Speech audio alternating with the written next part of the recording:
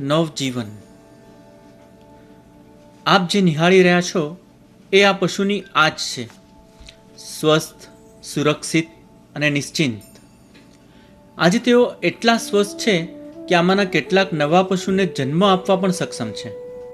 આ પશુઓની આવતીકાલ હશે ખેડૂત પરિવારનું આંગણું અને પરિવારના કાર્યશીલ સભ્ય તરીકેનો તેનો દરજ્જો.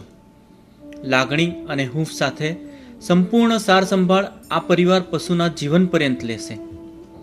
પરંતુ જો એની ગઈકાલનો વિચાર કરવામાં આવે તો હૃદય કંપી ઉઠે, આંખોમાંથી અશ્રુ વહી જાય અને સમગ્ર શરીરના 3.5 કરોડ રોમરાજી વિચલિત થઈ જાય.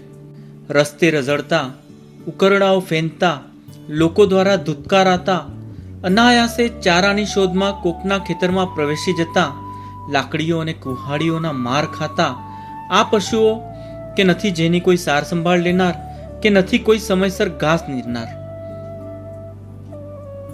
અને છેવટે આ નોંધારા પશુઓ પર પડે છે કસાઈઓની નજર, અને જેનું કોઈ ધણી નથી એવા આ પશુઓને કસાઈઓ કતલ કરી એને કમોતે મારે છે. જંગલમાં સ્વેચ્છાએ જીવન જીવનાર આ પશુ, કોક પરિવારના સદસ્ય બનવાની ક્ષમતા ધરાવનાર આ પશુ, પ્રદૂષણ રહિત ખેતી કરવામાં અને પોતાના છાણ અને મૂત્ર દ્વારા કિંમતી ખાતર આપવામાં પણ ઉપયોગી આ પશુની આવી દુર્દશા કઈ રીતે સહી શકાય? મોરબી અને વાંકાનેરની આજુબાજુના વિસ્તારોમાંથી આવા કમોતે મરતા પશુધનને બચાવવાનું તથા સુરક્ષિત પાંજરાપોળમાં ખસેડવાનું અને ત્યારબાદ એને કોઈક ગરીબ ગરજવાન ખેડૂતના પરિવારના સદસ્ય બનાવવાનું બીડું વર્ધમાન સંસ્કારધામના યુવાનોએ ઝડપ્યું છે. આમાં પણ જે પશુઓ સારવાર બાદ ખેડૂતોને ઉપયોગી હોય તેમને તે ખેડૂતોને સોંપવામાં આવે છે. માત્ર એટલું જ નહીં, સોંપી દીધા પછી આ પશુઓનો કબજો લેનાર ખેડૂત તેની સંપૂર્ણ સાર સંભાળ સારી રીતે રાખે છે કે નહીં તે ચકાસવામાં આવે છે.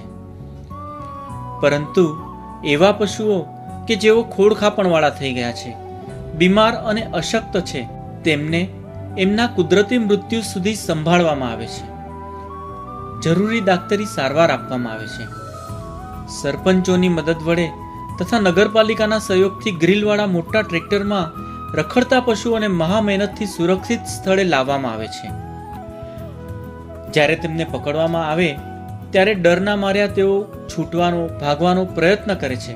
પરંતુ એક વખત સુરક્ષિત સ્થળે મૂકી દીધા પછી તેઓ ખૂબ શાતા અનુભવે છે.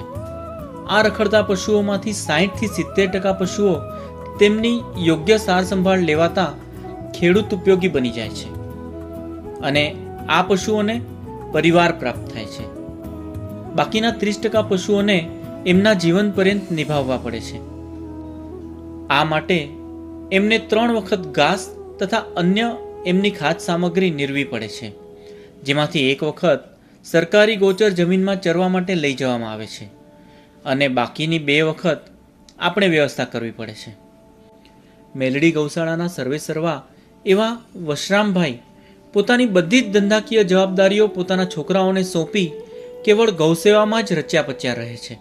મને કહો, અહીંયા આપણી ટોટલ જગ્યા કેટલી? આ ટોટલ જગ્યા અહીં છે 22 વીઘા હે. બોલો વાળો હોતા 22 વીઘા. આમાં શેડ કેટલા છે? શેડ છે રાખવા માટે જનાવર કે ખુલ્લામાં જ? ના ના શેડ છે 3. એટલે કેટલા પશુ શેડમાં કેટલા આવે? 3 શેડમાં પશુ બધે તો લગભગ 2000 કમાય.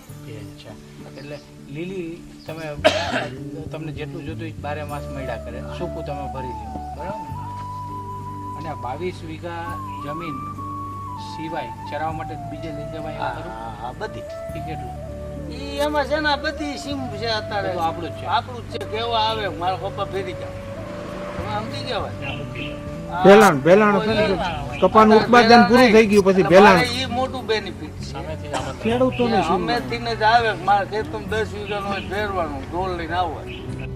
એમને ત્યાં 2000 પશુઓને સાચવી શકવાની વ્યવસ્થા છે. જૈન યુગ પ્રધાન સાધુ પરમ પૂજ્ય પન્યાસ પ્રવર શ્રી ચંદ્રશેખર વિજયજી મહારાજ સાહેબ પ્રેરિત વર્ધમાન સંસ્કારધામના યુવાનોની 21મી સદીની વિચારધારાને ખરેખર સલામ કરવાનું મન થાય. ઓછામાં ઓછી ધનરાશિથી વધુમાં વધુ પશુઓની જીવરક્ષાનું આયોજન. એમની સોચ પ્રમાણે પાંજરાપોળમાં રખડતા પશુઓની આવક થાય, જૂનામાંથી કોઈક મૃત્યુ પામે, નવા આવેલમાંથી અમુકને ખેડૂતો લઈ જાય, તો રોજ નવા પશુઓનો ઉમેરો થવા છતાં સાચવણી અને નિભાવ માત્ર 2000 પશુઓની જ કરવી પડે. પાંજરાપોળ એ પશુઓનું હબ બની રહે, જ્યાં રખડતા અને રઝળતા નવા પશુઓ ઉમેરાય, સ્વસ્થ પશુઓ ગરજવાન ખેડૂતોને સોંપાય અને બાકીનાની સાચવણી થાય. એક પશુને એક દિવસ સાચવવાનો ખર્ચ ₹50 આવે છે, એટલે કે એક વર્ષનો ખર્ચ 18,250 આવે છે.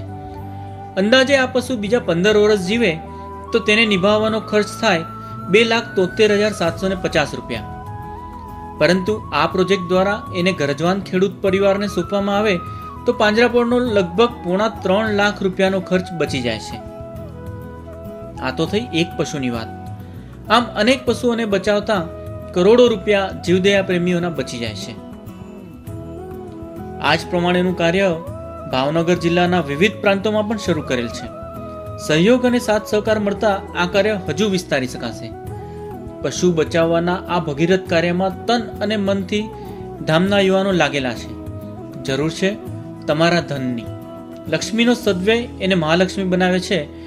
અને અહીં તો માત્ર પશુ સેવાનો લાભ જ નથી મળતો, પરંતુ સાથે સાથે ગરીબ ખેડૂતને મફતમાં મળતા પશુ દ્વારા એની મદદ કરવાનો લાભ પણ મળે છે.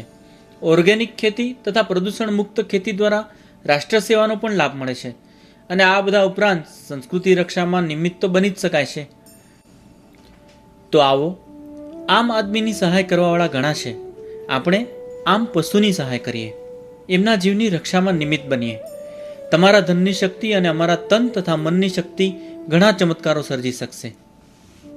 આ કાર્ય વર્ધમાન સંસ્કારધામના યુવાનોએ જે રીતે ઉપાડ્યું છે અને જેમ આજ સુધી 55,000 જેટલા જીવોને બચાવ્યા છે, એવી જ રીતે વર્ધમાન સંસ્કારધામની આ ફોર્મ્યુલા દ્વારા કોઈપણ સંસ્થા કે ટ્રસ્ટ પોતાના સ્વબળે આ ભગીરથ દેખાતું સામાન્ય કાર્ય ઉપાડી શકે છે.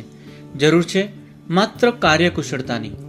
એક બાજુ ગામના સરપંચો પાસેથી નધણિયાતા પશુઓની વિગત મેળવી અને બીજી બાજુ પશુઓની જરૂરિયાતમંદવાળા ખેડૂતોની વિગત એકઠી કરી માત્ર વચેટિયાની ભૂમિકા દ્વારા અનેક પશુઓનો જીવ બચાવી શકાય છે.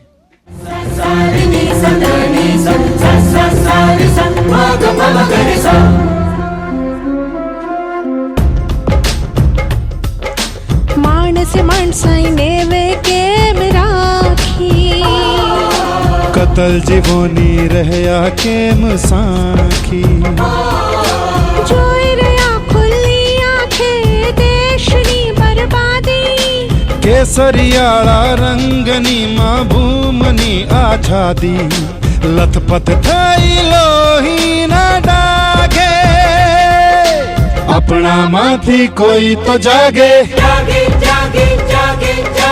આપણામાંથી કોઈ તો જાગે, આપણામાંથી કોઈ તો જાગે, આપણામાંથી કોઈ તો જાગે. તો આપ સર્વે ઉદારતાથી આર્થિક સહયોગ આપશો એવી નમ્ર વિનંતી છે. હવે નિર્ણય આપનો છે, વિવેક આપનો છે.